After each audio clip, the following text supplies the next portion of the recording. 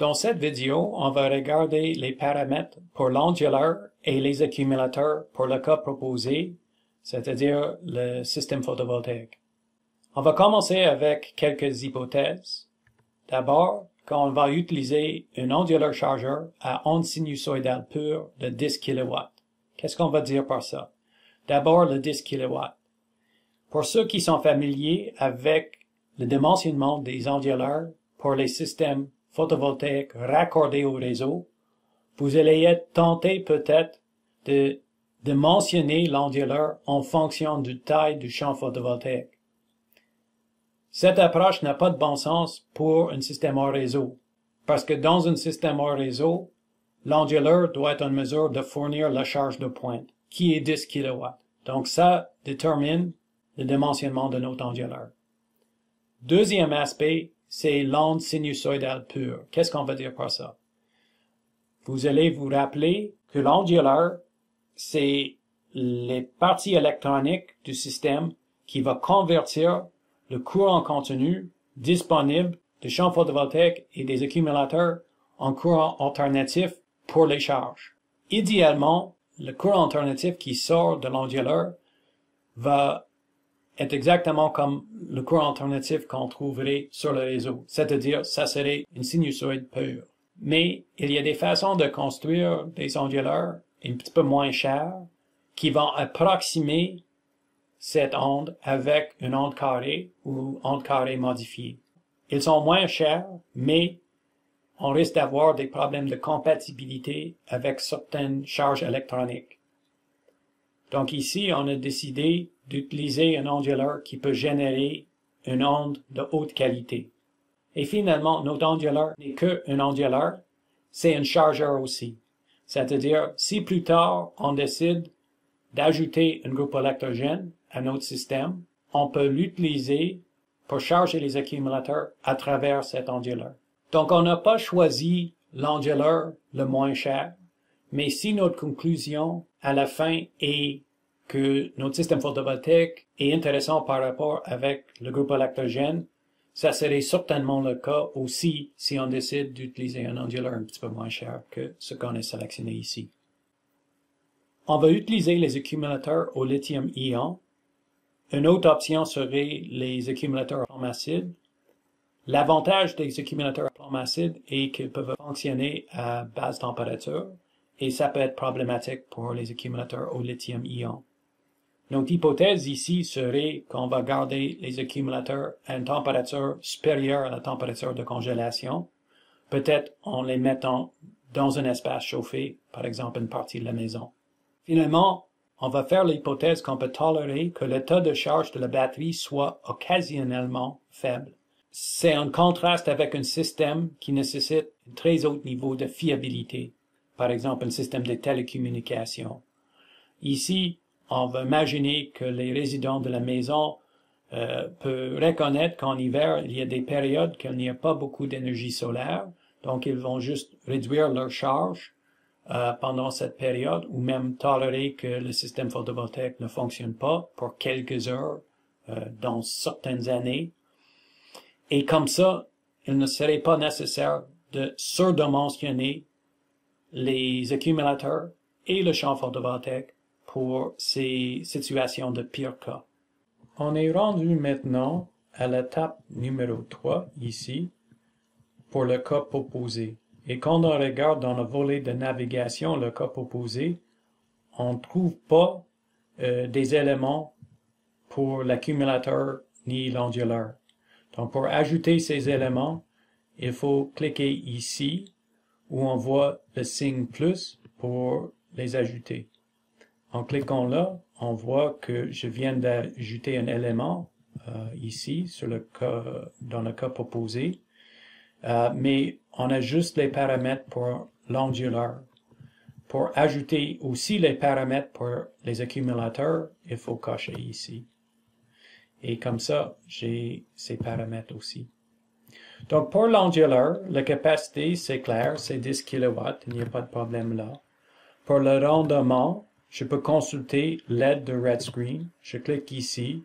Ça donne des suggestions. Moi, je les trouve qu'ils sont plus aptes pour les systèmes raccordés au réseau.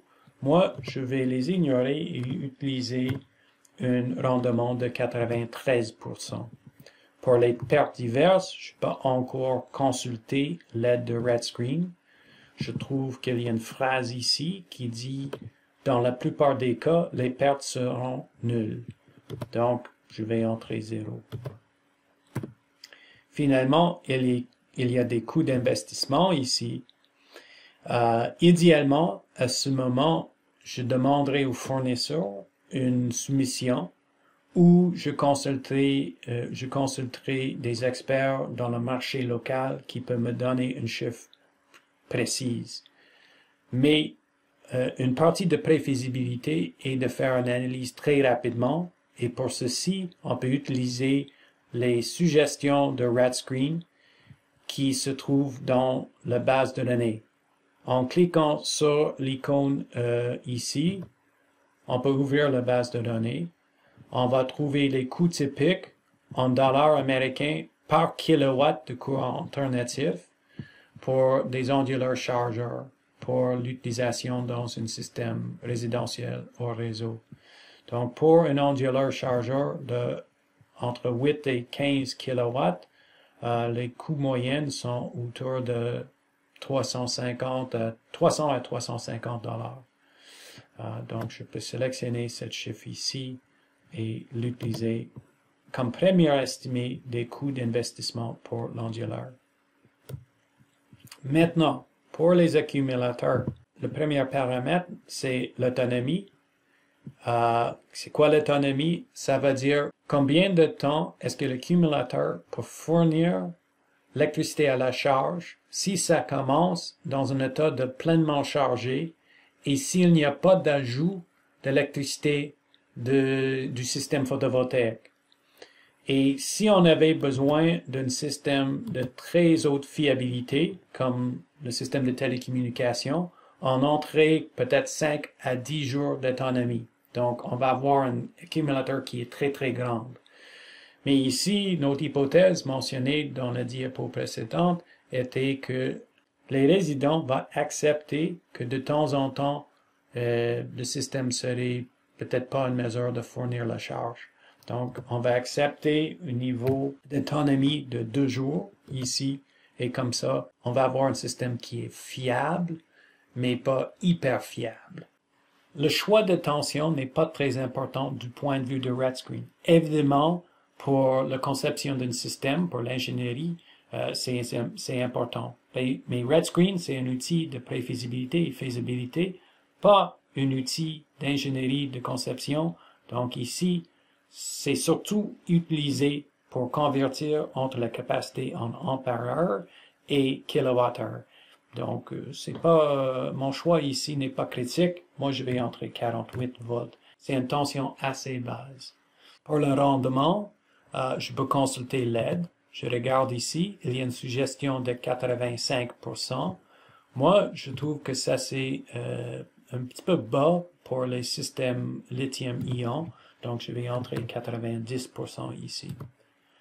Pour les niveaux maximaux de décharge, je peux accepter ou je peux tolérer un niveau maximal de charge de 100%.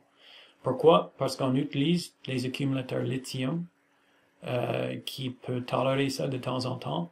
Oui, ça va avoir un impact sur la durée de vie.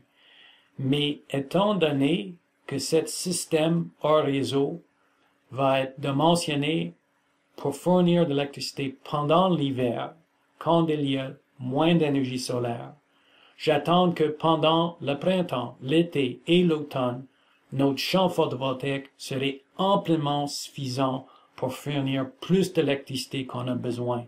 Donc, pendant ces saisons, on ne va pas avoir une décharge profonde de l'accumulateur. Ça va arriver de temps en temps pendant l'hiver. Donc, l'impact sur la durée de vie de l'accumulateur ne devrait pas être si pire. Donc, pour ça, je vais entrer 100% ici. Pour le rendement du régulateur de charge, moi, je vais entrer un chiffre assez élevé parce que ces régulateurs sont maintenant assez efficaces. Pour la méthode de contrôle de la température, c'est une façon de communiquer à RedScreen qu'est-ce qu'il faut attendre pour la température de l'accumulateur. Si ça varie avec la température extérieure, on va sélectionner ambiant. Si c'est constant, parce que c'est dans une pièce d'une maison, un autre cas, ça peut être constant ici. Et si ça peut varier avec la température extérieure, mais il y a un système qui va garder un certain plancher, on peut utiliser minimum ici. Mon hypothèse serait que les accumulateurs sont installés dans la maison et donc je vais sélectionner constant et je vais entrer 20 degrés. Ça peut être aussi le cas s'il y a un système de gestion thermique pour l'accumulateur qui va consommer un peu d'électricité du champ photovoltaïque pour garder la température des accumulateurs à un niveau acceptable. En utilisant nos choix de paramètres ici, avec la charge dans le cas proposé spécifié ici, RedScreen suggère une capacité de 274 ampères-heure. Donc, je vais adopter cette suggestion et je vois que en termes de kilowattheure, la capacité de nos accumulateurs sont 13,2. La dernière étape serait de spécifier le coût d'investissement pour les accumulateurs. Encore, je devrais chercher des soumissions, mais pour être rapide, je vais tout simplement consulter la base de données de coûts. Je clique ici. J'ai les coûts typiques par kilowattheure pour les accumulateurs mêmes, ici dans ce tableau, pour différents types de technologies comme lithium-ion et acide plomb ici. Et ici, j'ai les coûts typiques pour le reste de l'installation, incluant l'infrastructure connexe, l'ingénierie, etc.